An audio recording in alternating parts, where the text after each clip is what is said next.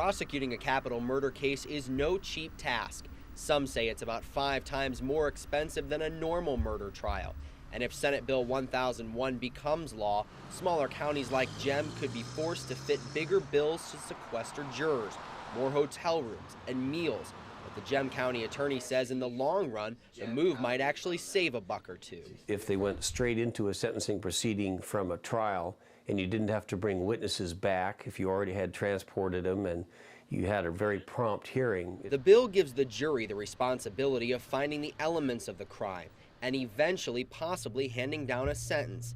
That would bring Idaho up to code and beyond what's required by a recent U.S. Supreme Court case, Ring versus Arizona.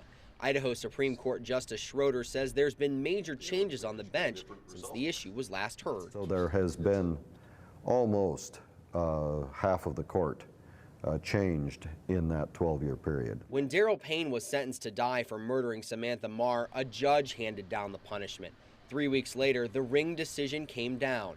For Samantha's dad, it was devastating. As close many times as I am to you right now, Ryan, to the person that did that evil thing to your daughter.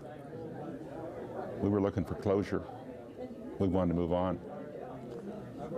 And we didn't get it. Opponents of the bill say throw it out because Idaho's death penalty hasn't worked since the mid-70s. There's only been one execution of the 36 people who have been sentenced to death in Idaho, and that person was voluntary. On the other hand, at least 3 people have been exonerated of capital crimes. They're found actually innocent. Whether the bill will become law depends on what happens when it's debated first in the Senate.